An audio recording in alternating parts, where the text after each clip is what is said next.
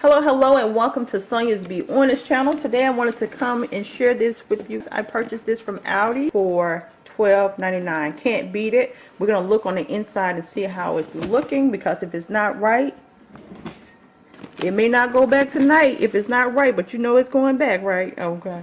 Because really, to me, it looks like dark meat. No, no damn white meat. I don't like how that breading is looking on it. I don't like that. I don't know if they're going to eat this or not. I'm about to ask them. Now, what I can say, the difference between the Sam's versus these, the color of the breading does not look the same. And when I used to buy them at Sam's, I think I paid a little bit over $20 for a box like this. And you have a lot of pieces in here, but the taste is what you're really concerned about, okay?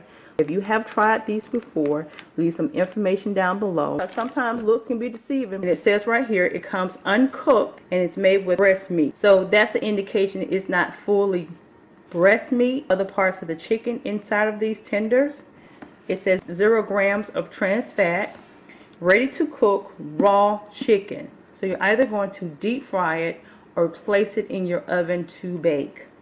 This is the 5-pound box. We're going to deep fry a few of these. Okay, this is how it turned out deep fried. Now you can place this in the oven if you would like to, because this is completely raw chicken. Here's one here. I want to cut into it to see how it looks. And that is how the meat is looking on the inside of that. Doesn't look bad. Now the breading on it is still dark, so I don't know if that's part of the seasoning. But anytime you have any kind of breading, you want it to be crispy, not crunchy. There's a difference between the two. When it's crispy, it's light, airy, and has a soft crunch to it. The bread is kind of hard. If I had to eat it, I wouldn't want it. I would not want it. It looks hard, doesn't it?